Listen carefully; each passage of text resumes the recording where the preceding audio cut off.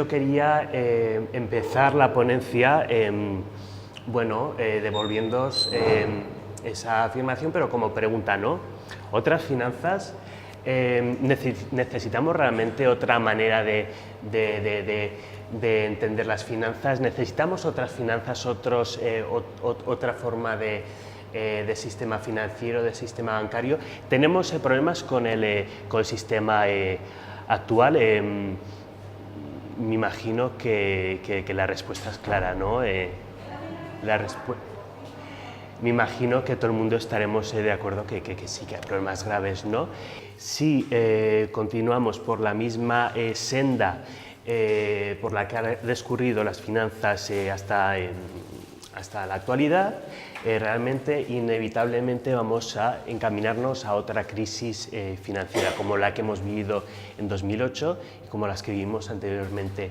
Y nosotros, sobre todo como sociedad, porque esta es una decisión que es importante que tomemos con una base democrática, ¿no? Que digamos, queremos tomar esta decisión porque realmente lo apoya la gente. Tenemos la opción de cambiar las finanzas ya para alejarnos de este camino, ¿no? Que se adivina tortuoso allá por en un futuro no muy lejano.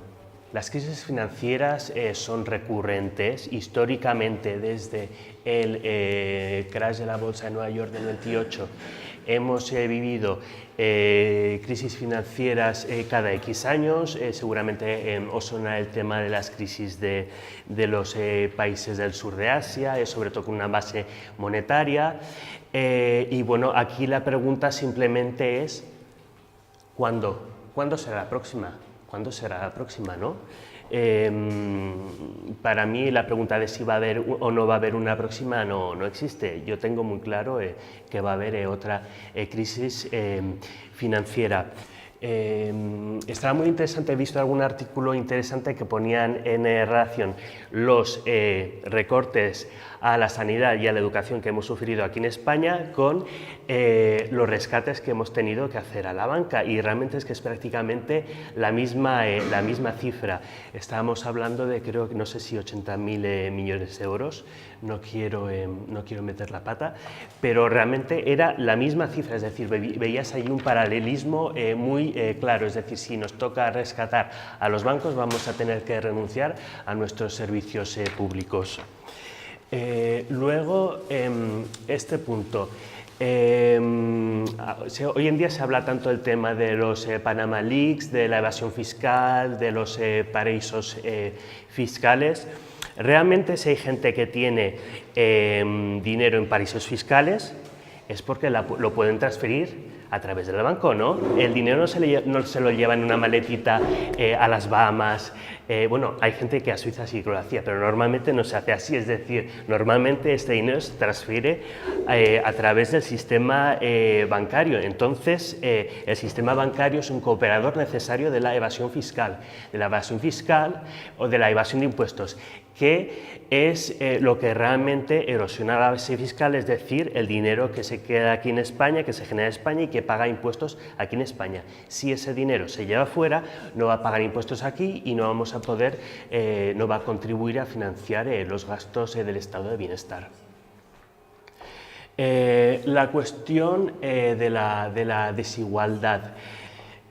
La desigualdad está íntimamente ligada a la cuestión de la erosión de la base fiscal, porque obviamente, para decirlo de manera muy chabacana, muy simple, si los ricos se llevan el dinero y no pagan sus impuestos aquí, obviamente va a haber menos financiación para el estado del bienestar.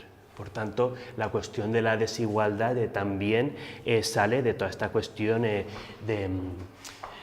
financiera que estamos hablando. El impacto en las relaciones norte-sur, precio de las materias primas, la especulación de la deuda. ¿A alguien le suena lo que son los swaps, los contratos de futuros?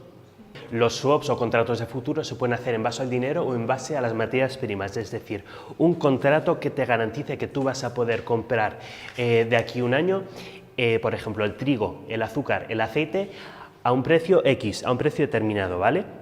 Esta es una herramienta que es importante para la economía real. Por ejemplo, un fabricante de coches necesita saber por adelantado cuál va a ser el precio de su insumo más importante, que va a ser el acero, ¿no?, para fabricar los coches, porque realmente si tienes unos aumentos y unas disminuciones muy fuertes del precio, va a complicar mucho lo que es la actividad financiera. Igual para un panadero, para una gran empresa de alimenticia, necesitan tener una certeza de los precios futuros de sus insumos. Claro, ¿qué pasa? Era lo que antes hablábamos de la especulación, es decir, tener unos instrumentos financieros que permitan digamos, solucionar un problema que nos encontramos, eso está bien, pero si realmente la mayor parte de las transacciones del mercado son especulativas, eso es un problema. No sé si lo conocéis, este es un tema más de desarrollo económico, pero seguro que suena. Habréis escuchado el tema del monocultivo en los países en desarrollo, seguramente, la problemática tan grande que hay. Sobre todo el Banco Mundial hizo una política de promoción del monocultivo en los países en desarrollo, porque ellos creían que eso les serviría para especializarse, para adquirir economías de escala y para, pues, ser más potentes. Pues eso, yo produzco solamente arroz, me centro en producir arroz, soy muy bueno produciendo arroz y lo vendo todo, y realmente esto es, digamos, la manera tal y como me financio como país. ¿Qué pasa? Estos instrumentos financieros, estos contratos de futuro sobre los precios de los alimentos, esto tiene unos efectos muy grandes en los precios reales que se pagan en el mercado. Esto posibilita una especulación muy fuerte y unas subidas y bajadas muy heavy en el precio de estos productos básicos, que son los productos básicos de alimentación de estos países. En los países, en las economías menos desarrolladas, con menor renta, se gasta una porción mayor de la renta en lo que son comprar alimentos. Eso hace que, por ejemplo, si se multiplica por 2 el precio del maíz, eso es la diferencia entre poder alimentar y no poder alimentar a tu familia. Y esto es así. Había un estudio muy heavy que hicieron, no recuerdo dónde se publicó, hizo una correlación entre los precios del trigo en los países del norte de África y cercano Oriente y las revoluciones árabes. Se descubrió que justamente cuando se desataron las revoluciones árabes hubo un aumento brutal en el precio del trigo. ¿Qué pasa? La gente, podemos pensar que salieron a las calles, hicieron la revolución, no tanto a lo mejor por la dictadura, habían tenido dictadura durante muchos tiempos, era porque ya no podían comprar los alimentos para alimentar a su familia. Y esto tiene su origen en los mercados financieros, en la especulación de los mercados financieros. Entonces, pues por supuesto, ahora pensamos en todas las cuestiones, por supuesto, de máxima actualidad, de migraciones, etcétera. Es bastante lógico pensar que hay un vínculo bastante fuerte con los mercados financieros. Esta cuestión, la siguiente, sí que ha salido, ¿no? La financiación de la transición energética. Por supuesto, conocéis todo el tema de los acuerdos de París, conocéis que queremos limitar el aumento de la temperatura global a 2 grados como máximo, más no nos permitimos, de hecho, porque es completamente insostenible. Y para ello se necesita una inversión masiva en renovables, en sistemas ligados a la transición energética. ¿Van a ser suficientes, digamos, los actuales sistemas que tenemos, los actuales bancos, los actuales canales de financiación para financiar todo esto? Esta es una cuestión que tenemos que pensar, porque la transición energética es una cuestión de máxima importancia para la sociedad de nuestro planeta. Este punto también está muy ligado y de hecho ha salido aquí en lo que vosotros me habéis indicado, es decir, ¿qué hacen con nuestro dinero? ¿Qué hacen con nuestro dinero, no? Y la siguiente, inversión en armamento. No sé si lo sabéis, pero España es una gran potencia en producción armamentística y detrás de esa producción armamentística, el banco número 1 en financiación de la industria armamentística es el BBVA. ¿Vosotros creéis que los clientes del BBVA lo saben y creéis que a lo mejor si lo supiesen, a lo mejor no se plantearían cambiar de banco o hacer presión para decir, escucha, si no cambias tus políticas respecto a la industria armamentística, me voy a cambiar de banco? Es decir, o los bancos que estén financiando proyectos de energías fósiles.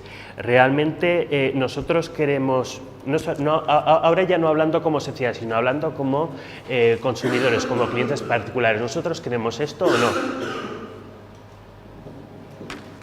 Me parece una pregunta que a veces se nos olvida hacer, ¿no? A veces se nos olvida que detrás de todo este sistema financiero y económico estamos las personas. Las personas tenemos derecho a decidir cómo tiene que ser. Y, a ver, no sé si han salido todos los temas, pero voy a pasar ya a la siguiente porque seguro que terminan de salir. He hecho este pequeño gráfico explicativo, bueno, aquí ya introduzco algunos de los palabras, para explicar un poco qué entendemos por finanzas, ¿no? En mi opinión, lo dividiríamos entre finanzas públicas, ¿de acuerdo? Que es lo que hablamos cuando hablamos de ingresos públicos, impuestos, los gastos principalmente ligados al estado de bienestar. La diferencia de ingresos menos gastos, como sabéis, es el déficit que viene a ingresar la deuda pública, ¿no? Porque hoy en día casi todos los países del mundo tienen, digamos, una riqueza negativa, ¿no? O sea, es una deuda pública. Entonces, aquí creo que es una cuestión de lógica común que estas finanzas tienen que estar al servicio del interés público, ¿no? Del interés de todos, porque son nuestros impuestos, son nuestros gastos, esto lo decían los políticos que nosotros votamos en las elecciones, por tanto tiene que servirnos a todos. Y estar basado estar basado en la democracia. Aquí tenemos en el otro lado todo lo que serían las finanzas privadas, ¿no? Que aquí, ¿qué tendríamos? Pues tendríamos, por ejemplo, por supuesto, los bancos, los fondos de pensiones, fondos de inversión, es decir, todo lo que es dinero privado y los vehículos a través de los cuales se mueve. Tenemos incluso fondos buitre, la bolsa, que es, digamos, la infraestructura por la que pasan todas esas transferencias de dinero. Entonces me parece interesante esta reflexión. Todo esto que vemos aquí realmente se basa en la democracia, se basa en decisiones que podemos tomar democráticamente. En mi opinión sí, porque esto está regulado por leyes que aprueban nuestros parlamentos y a nuestros parlamentos los elegimos nosotros. Que esto está en relación a todo lo que habíamos comentado anteriormente aquí sobre el tema de los rescates bancarios, ¿no? Realmente podemos tomar la decisión de que no queremos rescatar más a la banca, porque esa parte de las finanzas también tiene que estar basada en la democracia. Y me permito plantear esta pregunta. ¿Podemos realmente poner esta parte de las finanzas al servicio del interés común, del interés de la sociedad? Bueno, esto ya es más difícil. Yo creo que esto tiene que ser en cualquier caso una ambición que tengamos como sociedad. Y finanzas públicas y finanzas privadas, por supuesto, interrelacionados, porque obviamente la deuda pública aquí, digamos, los bonos públicos, la deuda pública es parte integrante de las carteras de los fondos de pensiones, fondos de inversión. Obviamente, si hay un problema aquí en las finanzas privadas, lo pagamos con las finanzas públicas, como he dicho antes. Entonces están muy interrelacionados, como veis. Y aquí entre los dos he puesto todo lo que sería la política monetaria. Los bancos centrales, supongo que todos, todos sabréis, por supuesto, o casi todos, que prácticamente todos los estados occidentales, prácticamente todos los estados del mundo tienen un banco central independiente, ¿no?, que toma las decisiones de tipos de interés, de emisión del dinero, de manera independiente, porque sí, ahí está muy bien que apunte ese, pero eso es, nos estamos adelantando, realmente sí son independientes, ¿no?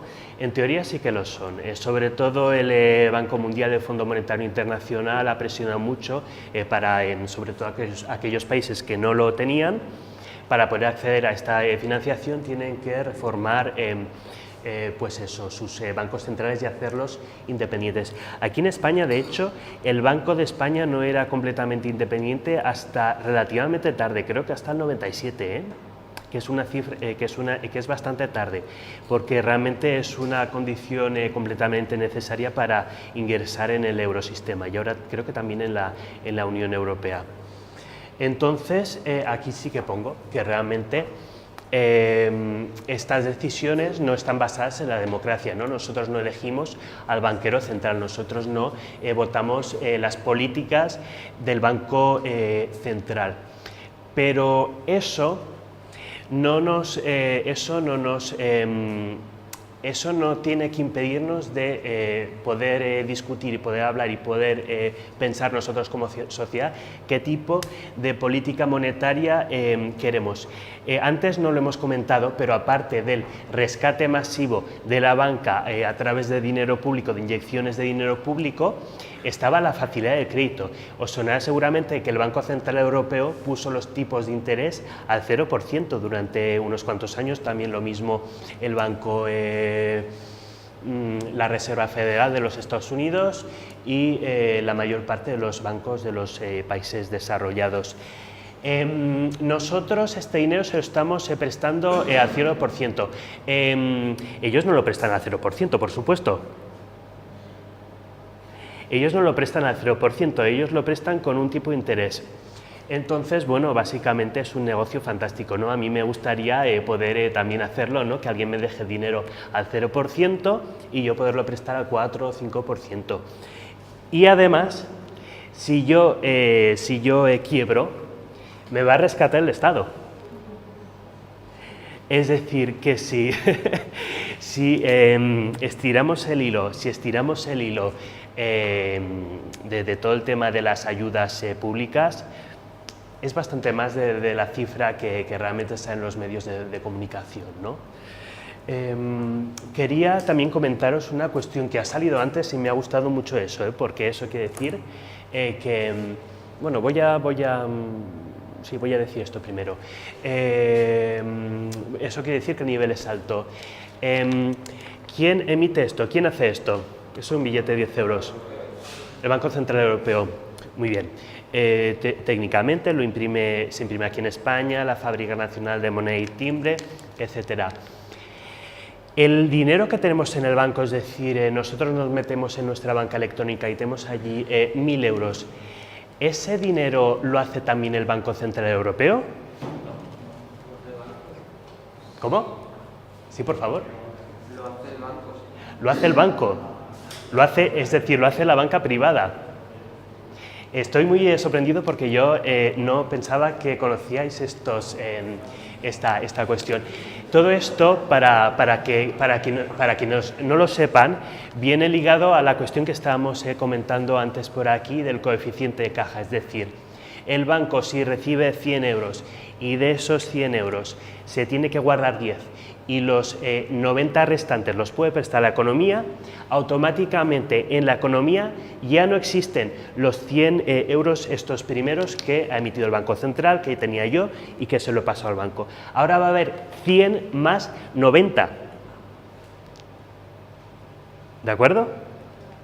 Los bancos trabajan con dinero, por tanto, si ellos están creando este dinero desde cero, ellos también están ganando por digamos, manejar todo este dinero, porque lo están prestando, están recibiendo intereses de esto, es decir, la creación de la masa monetaria está privatizada y son los bancos, no la sociedad en su conjunto, quien se beneficia de la creación de la masa monetaria.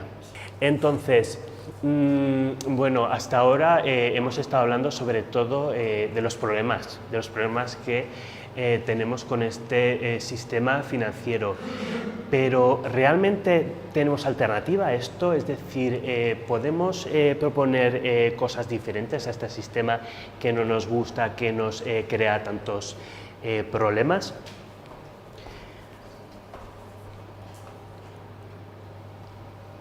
Entonces, aquí me quería plantear estas cuestiones así un poco generales, ¿no? ¿A quién beneficia realmente este sistema? ¿Nos beneficia a todos o beneficia solamente a unos pocos? Conocéis seguramente este término, el 99% frente al 1%, es decir, el 99% hace referencia a la mayoría inmensa de la sociedad, clase media, baja, media alta, incluso, no sé, frente al 1% que serían las grandes fortunas, quienes realmente acumulan la mayor parte de la riqueza financiera y de la riqueza productiva de nuestra sociedad. Es decir, ¿a quién favorece este sistema? ¿A la mayor parte de todos nosotros o a una élite, a una minoría? Entonces, luego también quería plantearos otra cuestión. Los bancos tienen mucho dinero, pero ¿realmente es dinero suyo? Muy bien, efectivamente no es dinero suyo. Los bancos no tienen dinero, el dinero es de la gente. El dinero es de la gente que lo deposita en ellos. ¿Dónde está el dinero? O sea, aquí hablamos de tantos millones, pero ¿dónde está? Los principales poseedores de activos financieros son los fondos de pensiones y las aseguradoras.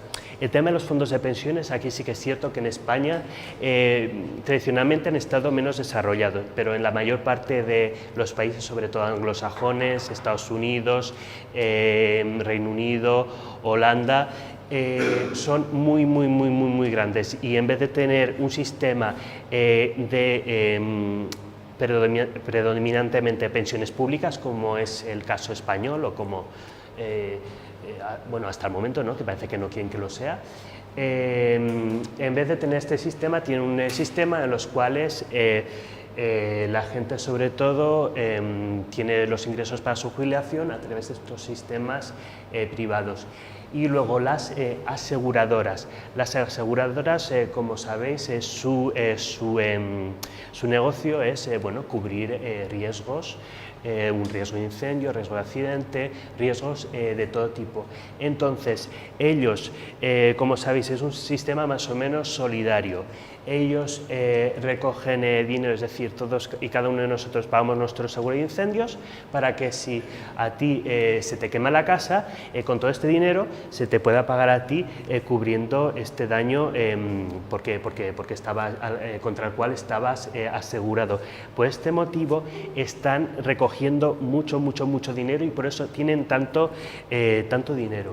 Luego aquí, por supuesto, me he dejado todo el tema de los fondos soberanos, de Noruega, de Arabia Saudí, etcétera, que, como sabéis, son los instrumentos a través de los cuales se canaliza la riqueza que les genera, sobre todo el petróleo. Entonces, un poco en respuesta a todas las cuestiones estas que estamos comentando, llegamos a la conclusión de que es necesario empoderar a la sociedad. Es necesario poder realmente tomar todo este tipo de decisiones, ¿no? Porque hasta el momento nos dicen, bueno, no te preocupes por el tema de bancos, dinero, etcétera, es una cuestión muy complicada y ya nos ocupamos nosotros de decidir por ti. ¿Para qué te vas a meter en todo esto, no? ¿Para qué te vas a meter? Pues es necesario meterse, es necesario comprender cómo funcionan los bancos, cómo funcionan los dineros para realmente poder cambiar el sistema. Y entonces, ahora quería hablar de mi experiencia en Bruselas. Realmente todas estas cuestiones de bancos, servicios financieros, etcétera, que hemos ido tocando, se regulan al 90% en Bruselas, no en Madrid, en Bruselas. Por supuesto, la política nacional tiene algo que ver porque están, como sabéis, nuestros eurodiputados españoles en el Parlamento Europeo. Luego, la decisión a nivel europeo, para aquellos que hayáis estudiado alguna noción de derecho europeo, se toma de manera decisionada entre tres organizaciones: la Comisión Europea, que es, digamos, como el Gobierno Europeo; el Parlamento Europeo, que sería como nuestro Congreso; y luego el Consejo Europeo, que es una representación de todos los gobiernos de los Estados miembros, de los 28, que serán pronto 27. ¿De acuerdo? Esta es una cuestión que realmente no creo que de la cual no somos conscientes, ¿no? Entonces, os comento, como sabéis, la crisis financiera nos llega en el año 2008, aquí en España nos llegó un pelín más tarde que en otros países, porque nos llegó más o menos en septiembre-octubre. Yo me acuerdo, ya había habido la caída de Freddie Mac y Fannie Mae de los Estados Unidos, ya estaban en una situación bastante problemática. A nosotros nos llegó más tarde. En el año 2009 se constituye un nuevo Parlamento Europeo, una nueva Comisión Europea. Estábamos en la plena vorágine de la crisis financiera, descontrol masivo de los sistemas financieros. Pensábamos que el sistema bancario internacional podría caerse, ¿no? Porque estamos en esta situación que los bancos ya no se fiaban, de hecho, los unos de los otros, y ya no se prestaban ni querían tener negocios los unos con los otros. Estamos en un momento muy crítico para aquellos que a lo mejor os podáis acordar de lo que se hablaba, ¿no?, en aquel momento. Entonces, estos nuevos eurodiputados que llegan a Bruselas en el año 2009 se dan cuenta que tienen que legislar unas cuestiones, como hemos visto, muy complejas, muy técnicas. Los eurodiputados pueden saber a lo mejor de algunos temas, pero mayoritariamente no saben tanto de estas cuestiones. Y se pusieron a ver, bueno, ¿cómo hacemos estas leyes europeas que realmente determinan todo el ordenamiento jurídico bancario a nivel europeo? Y se dieron cuenta que eran siempre los lobbies financieros, los grandes lobbies financieros. En Bruselas hay más de 1.700 lobistas financieros, cuya única actividad es hacer seguimiento de lo que sale en la comisión, de invitarlos a conferencias, invitarlos a cócteles, marear a los eurodiputados, contarles su versión de la historia. Y por eso estamos en la situación de la que hablábamos antes, de que dicen: escucha, tienes que rescatar a la banca porque no hay más alternativa, lo tienes que hacer así y ya está. Y yo te lo digo porque yo represento a los fondos de inversiones, yo sé cómo funciona estas cosas, y se tiene que hacer así porque no hay otra manera. Entonces, obviamente, si estas leyes se hacen solamente escuchando a la industria financiera, por supuesto que el resultado son leyes que perjudican tanto a la colectividad y que favorecen tanto a la industria financiera. A esta, que realmente es el 1%, ¿no?, que realmente controla estos bancos, estos fondos, quien se beneficia de ellos. Por tanto, en el año 2011, un grupo de eurodiputados que se dieron cuenta del problema deciden que tiene que haber una especie de Greenpeace de las finanzas, es decir, una organización que tenga capacidad de think tank. Think tank, bueno, sabéis lo que es, ¿no? Realmente es una institución, una escuela, etcétera, que se dedica a producir conocimiento. Tiene que ser think tank, producir este conocimiento realmente de estas cuestiones desde el punto de vista del interés común, pero tiene que ser también lobby. Conocéis todos lo que son los lobbies europeos, ¿verdad? Creo que todo el mundo tal vez no lo conozca. En Bruselas, como os digo, están todas las instituciones que hacen las leyes europeas. Entonces, todas las empresas ponen ahí una oficina de representación, que esta oficina se dedica las actividades que he comentado antes, de estar en contacto con la Comisión Europea, con el Parlamento, con las demás instituciones, con los demás lobbies, intentar promover sus intereses. Los lobbies también existen a nivel nacional, también existen a nivel nacional, pero no es tan bestia como a nivel europeo. Y yo, mi reflexión es que creo, os parecerá fuerte, pero creo que hay más corrupción en Bruselas que en España. Hay más corrupción allí porque está más alejado, os voy a decir por qué, porque está más alejado de Madrid, de Roma, de los ciudadanos europeos, y los ciudadanos europeos no ven lo que está pasando. Aquí cualquier pequeño escándalo, bueno, espero que nadie se moleste, cualquier pequeño escándalo de un ayuntamiento, que una factura de 1000 euros y tal, es un gran escándalo, por supuesto, pero allí estamos hablando de cuestiones que suponen perjuicio a la sociedad de cantidades inimaginables de dinero, y realmente no estamos siendo conscientes de que esto está pasando. Entonces, en 2011 nace Finance Watch como think tank, como lobby de la defensa del interés común, del interés de la sociedad, en estos temas financieros en los que solamente había bancos hablando a nivel europeo a los legisladores. Entonces, en nuestro seno hay sindicatos, hay asociaciones de consumidores, hay asociaciones medioambientales, porque por supuesto el sistema financiero determina a dónde van las inversiones, y eso es muy importante para saber si podremos hacer esta transición energética tan necesaria. Tenemos también fundaciones más de carácter humanista. No sé si me dejo alguna categoría importante. Tenemos banca ética también, pero no las bancas como tal, sino las fundaciones. El listado de miembros está en internet, no me voy a extender porque esto se puede ver, se puede consultar sin más. Entonces, quiero volver otra vez sobre estas cuestiones así un poco más filosóficas que he sacado anteriormente. Es decir, una vez que tenemos claro que queremos cambiar el sistema, que queremos cambiar cosas que nos gustan, que no funcionan, podemos optar por dos vías diferentes. Podemos decir, bueno, como una casa, imagínate que la casa está muy torcida y tal. Al final, ¿qué haces? Tiras la casa y te haces una nueva sobre los cimientos, ¿no? Es decir, un cambio disruptivo en el sistema.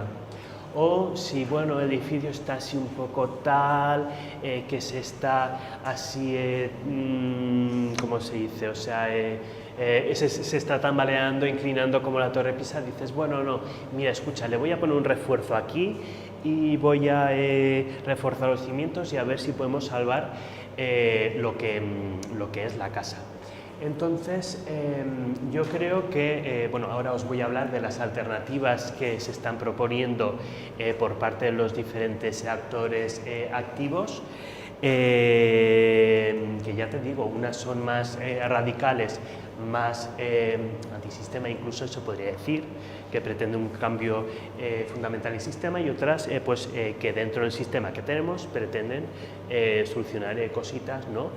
Hacer cambios graduales. Entonces, en primer lugar, quería hablaros de lo que podemos hacer nosotros como consumidores, como pues eso, propietarios del dinero que nosotros vamos a poner en el banco, por ejemplo, nuestros ahorros. Es decir, ¿qué hacemos con nuestros ahorros? ¿Todos los bancos funcionan así, especulando, haciendo cosas que no tienen que hacer? Realmente no, realmente no. Hay otros modelos alternativos. Seguramente conoceréis alguno de estos, COP57, están sobre todo activos en Barcelona. Fiare Banca Ética, por ejemplo, me contaban anteayer que ellos financiaron la comunidad esta de gente mayor que decidieron jubilarse y se fueron todos digamos, a un lugar, compraron el terreno, se hicieron sus casas. No me acuerdo cómo se llama este proyecto, pero a algunos sonará, ¿verdad? Sí, y pusieron allí pues esos sistemas, digamos, se autoabastecen energéticamente, etcétera.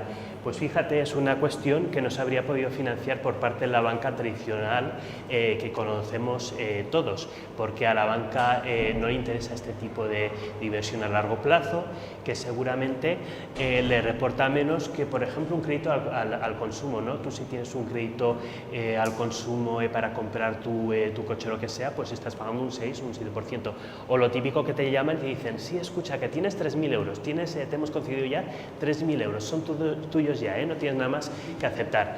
Para vacaciones, para lo que te dé la gana.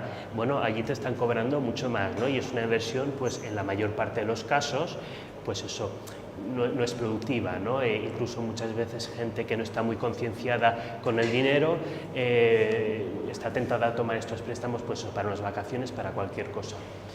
Entonces, quería comentaros también sobre eCrowd. eCrowd es una plataforma de crowdfunding. No sé si todos conocéis el término de crowdfunding.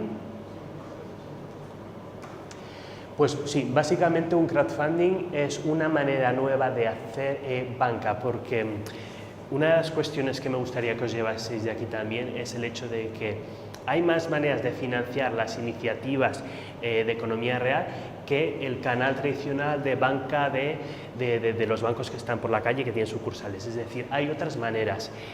La banca ética se parece más a la banca, pero están trabajando con valores. Y luego tienes las plataformas de crowdfunding. Muchas no tienen este componente, digamos, ético, pero eCrowd sí que, por ejemplo, elige solamente a proyectos o sea, con un impacto positivo en la sociedad. Sobre todo financian inversiones de los ayuntamientos para instalar fibra óptica, para instalar equipamientos de energías renovables de paneles solares en edificios municipales, etcétera. Luego también está Oicocredit, que trabajan mucho con países en desarrollo, y está CAES, que son bastante innovadores porque lo que te ofrecen son productos de seguro, pero con este componente ético. Normalmente seguros y banca van muy de la mano, y realmente las aseguradoras os puedo decir que tienen prácticas muy nocivas, prácticamente tan nocivas como los bancos, las grandes aseguradoras, y como he dicho antes, esas sí que tienen el dinero, esas sí que tienen mucho dinero y que se podría utilizar para cosas buenas. Bueno, todo esto, un inciso. Esto no es en plan lo típico de escucha, es una donación tal, dame dinero digamos, para una buena causa, ¿no? Eso es un servicio que te ofrecen, o sea, tú pones ahí tus ahorros y tienes una rentabilidad. Y aparte de la rentabilidad que tú tienes, pues obviamente tienes la rentabilidad no financiera, el retorno que tienes de saber que ese dinero se está utilizando para fines con los que estás de acuerdo. Entonces, os comento aquí también sobre el activismo más académico intelectual, que es muy necesario, como os digo, para generar realmente esta corriente de pensamiento crítico, este conocimiento que es necesario, porque es que realmente no existe. El problema, como os he dicho antes, bueno, lo he repetido más veces, no sé cuántas veces, que me repito mucho, pero el problema es que no muchas veces este conocimiento no se genera, o se genera y no se expande, ¿no? Realmente hay que transmitirlo para que la gente visualice que es una alternativa posible y factible. Está el dinero positivo, que yo creo que lo conoceréis, ¿verdad? Porque vosotros sabíais el tema de que el dinero Pues es curioso porque, fíjate, vosotros sabíais que el dinero lo crean los bancos, y justamente esta organización son los que están difundiendo este mensaje. Este dinero positivo es digamos, la sucursal española el IMMR, que es el Instituto para la Reforma Monetaria a nivel mundial, y tiene delegaciones en cada uno de los países. Esta gente está teniendo mucho éxito en Reino Unido, sobre todo porque tienen, como sabéis, no tienen euro, y están planteando eso, que el dinero lo cree el Banco Central, es decir, que el Banco Central cree todo el stock de masa monetaria y que de ahí se pase a la economía real. Pero no confiar, es decir, no confiar en, o sea, no dejarle esa responsabilidad o ese privilegio a la banca privada, ¿no? A ver, monedas sociales experimentales. Descubrí que teníais el boniato aquí en Madrid. El boniato, ¿alguien ha utilizado boniatos? Nadie los ha utilizado. Pues creo que no funcionan tan bien aquí y tal. Ahora mismo estoy muy en contacto con la gente que está implementando un nuevo modelo de moneda social en Barcelona que se llama el REC, Recurso Económico Ciudadano, y es muy innovador porque se basa en tecnología blockchain, ahora que está tan de moda. Hay un registro centralizado que recoge todas las transacciones que se efectúan con esa moneda en cuestión, ¿no? No sé si, bueno, el blockchain eso sí que no lo conocéis, ¿no? Eso no lo conocéis, porque si no es que ya me pego un tiro, ya no hace falta que venga, porque ya lo sabéis todo. La cadena de bloques o blockchain es la tecnología en la cual se basa el Bitcoin y otras monedas virtuales, que básicamente es un código en el cual quedan registrados todas las transacciones que se hacen. Es decir, imagínate que yo te pago a ti y tú le pagas a ella y ella le paga a ella. Pues asociado a esa unidad de Bitcoin o de moneda está todos los datos de que yo te lo he pasado a ti, tú lo has pasado a ella y ella te lo ha pasado a ella. Eso, por supuesto, es una cuestión que el efectivo o incluso el actual sistema bancario no nos permite hacerlo fácilmente. Entonces, esto nos permitiría, por ejemplo, luchar contra la evasión fiscal, ¿no? Porque tendríamos un mapeo muy claro de cómo se mueve el dinero, de dónde va, a dónde va, si no es muy difícil saberlo.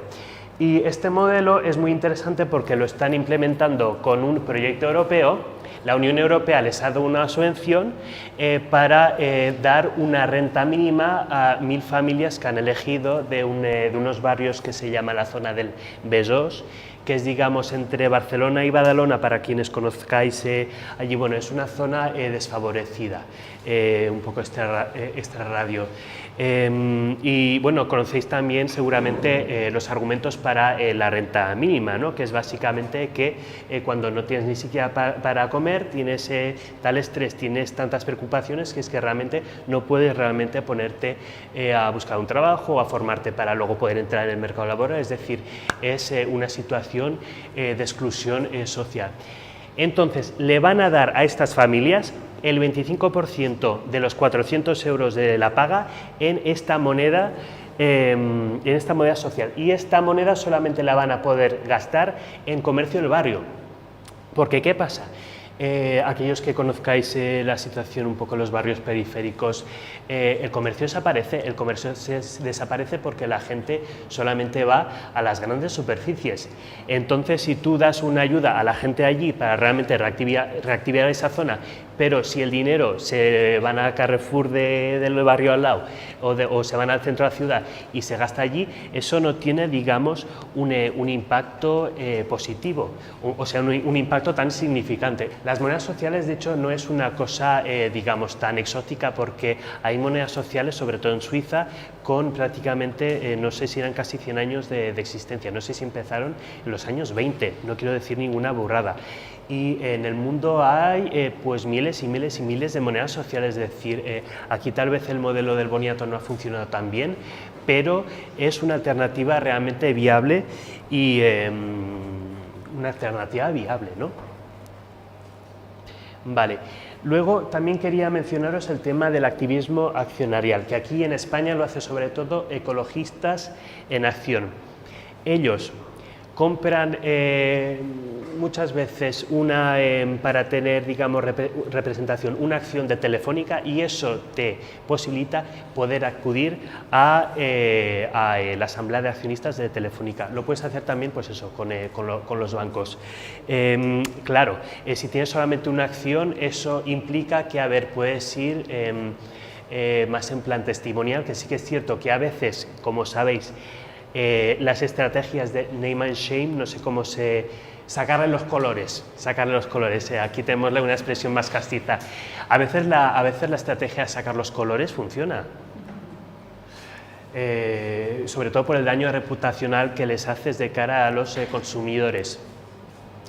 Entonces, ya el paso siguiente a esto es ya contactar, intentar agrupar paquetes accionariales de inversores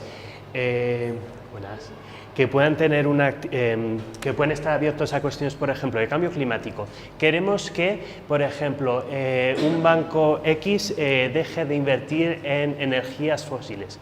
Por lo que está haciendo esta gente, que son muy buenos en Reino Unido, es que contactan a grandes inversores, a gente que realmente tiene paquetes accionariales potentes y pues pueden al final llegar a representar,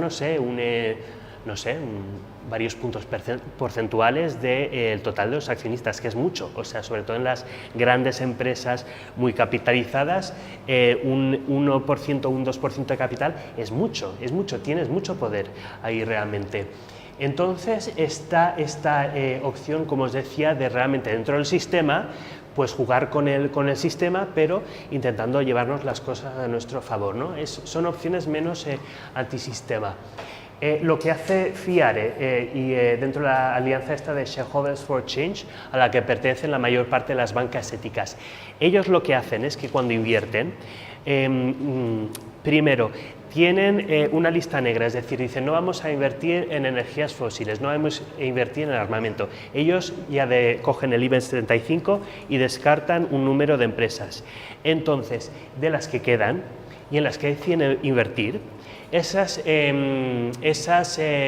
empresas, esos bancos pueden estar haciendo políticas que no nos gustan, pero como somos accionistas vamos a empezar a trabajar con ellos y decirle al Consejo de Administración, escucha, esto no nos gusta, vamos a ver cómo podemos hacer cambios ahí. Se han logrado cosas, se han logrado cambios, por ejemplo, en la política de cuestiones de género, de respeto de cuestiones de género en las empresas, ¿no? Porque realmente, a ver, muchas veces yo creo que no son ogros, pero si no hay los incentivos adecuados tienes todos estos problemas que funcionan, ¿no? Yo no creo que los problemas, todas estas cuestiones de las que hablamos sea porque ellos son malos o porque son malas personas, no.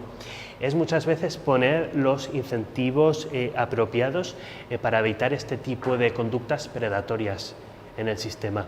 Grupos de presión, otra vez Finance Watch ya ha explicado, dinero positivo, las asociaciones de consumidores también son importantes a la hora de cambiar las leyes.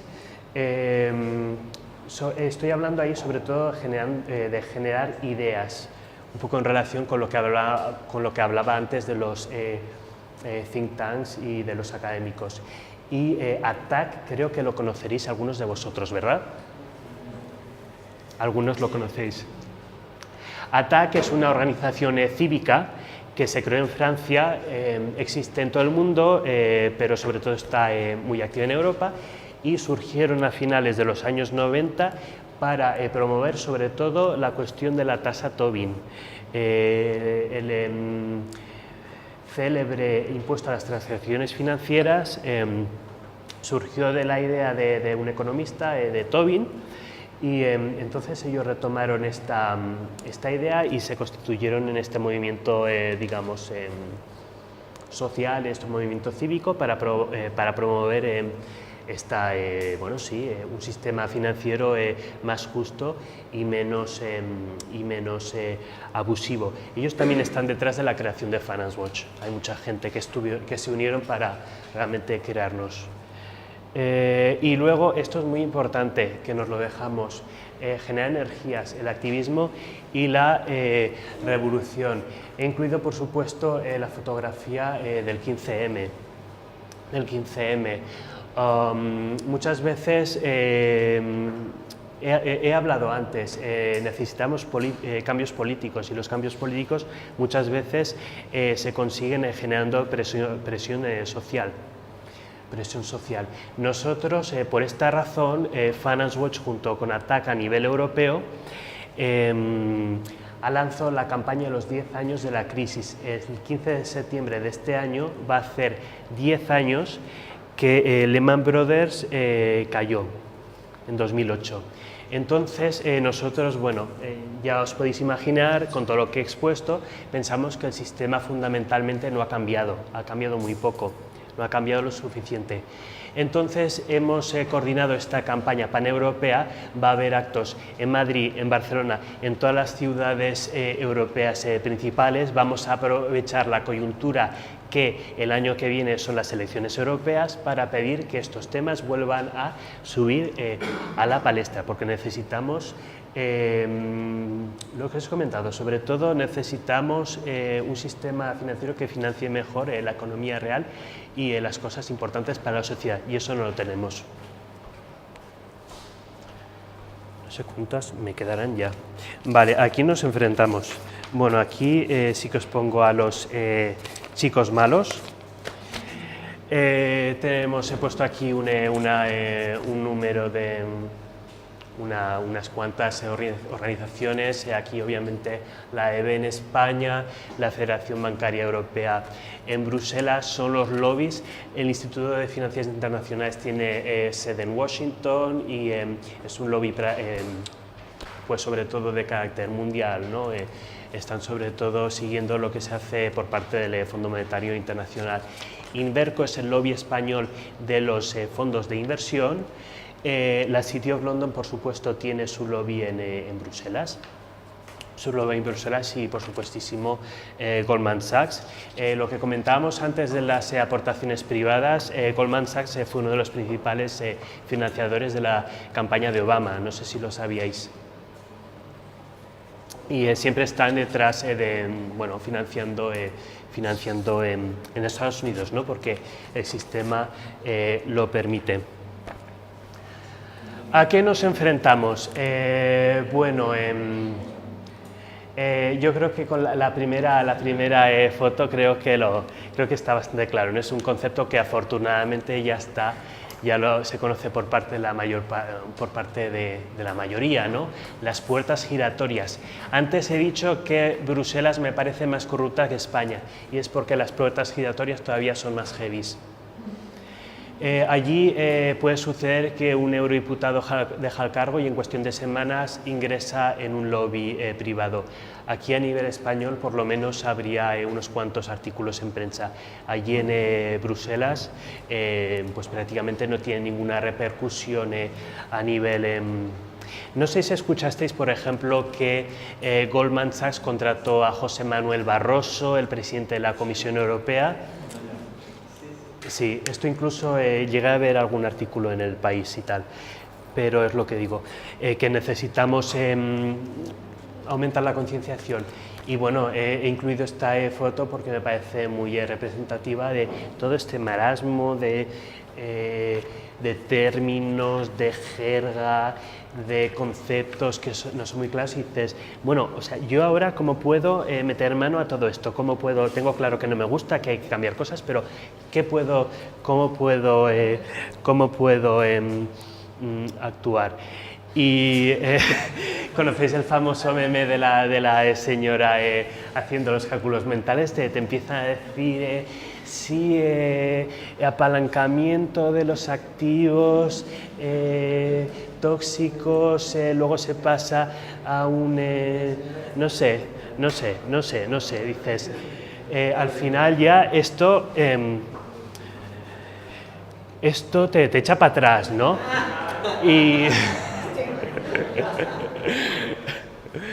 Y bueno, creo que habla por sí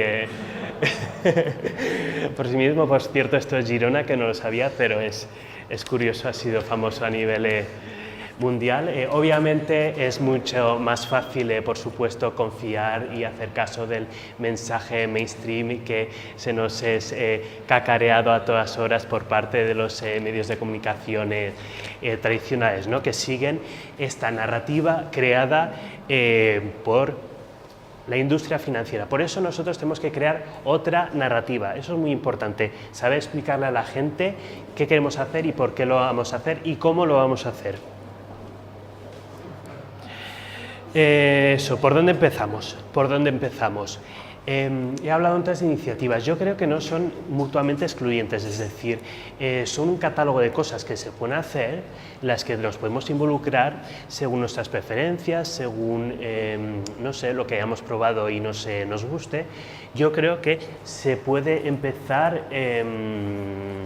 es un poco como la discusión eterna que siempre hay en el tema de cooperación, ¿no? La cooperación al desarrollo, los proyectos los piensas a nivel gran escala, Banco Mundial, etcétera, o los haces pequeñitos, digamos un microcrédito a una comunidad, es decir, ¿qué es más eficiente? Pues yo en el caso de la reforma financiera os diría que lo más eficiente es simplemente empezar y hacer cosas y ya está. La idea clave es que hay alternativas, son viables económica y socialmente. Todo lo que os he comentado no necesita de financiación pública. Por ejemplo, la energía renovable en muy pocos años va a ser eficiente por sí misma sin necesidad de tener ningún tipo de subsidio público. La banca ética no va a quebrar porque no se dedica a invertir en cuestiones especulativas, que es lo que hace caer a la banca. Entonces yo os quería proponer humildemente, si me tomáis el testigo, de poder actuar de embajadores de la reforma financiera. No digo que sea fácil, pero va a ser entretenido. Hay cosas interesantes que se están haciendo. Os quería hablar en medio minuto de la campaña Banca Armada. En Cataluña una serie de ONG se han unido para pedirle a los ayuntamientos que no trabajen con los bancos que financian energías fósiles y armamento.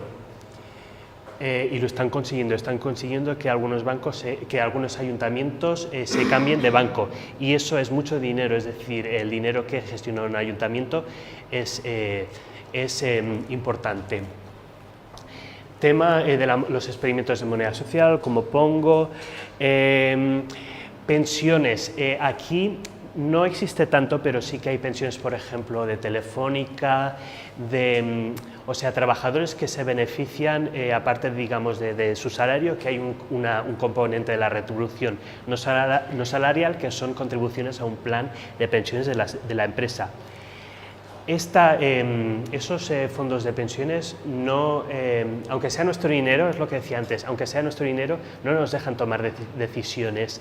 Ahora mismo estoy colaborando con un colectivo que se llama 350.org, que están intentando que el Ayuntamiento de Barcelona, con el fondo de pensiones de los trabajadores, desinviertan en energías fósiles, es decir, que no inviertan más en este tipo de activos. Eso se ha conseguido, por ejemplo, con el Fondo Soberano de Noruega, que no sé si lo habéis seguido, es decir, presionándoles mucho al final, eliminaron todo ese tipo de activos de su cartera, y eso sí que son millones y millones, una cantidad enorme de dinero, y sí que supone un cambio muy importante, de gran escala. Y eso, yo creo que la actitud principal es que sí estamos abogando por una serie de cosas, incluso a nivel político. Si los políticos dicen, escucha, sí, nos preocupa el medio ambiente, nos preocupa la igualdad salarial entre hombres y mujeres, etcétera, pues pon el dinero donde tienes la boca, como dicen los... Esto suena muy mal en castellano. Pues eso,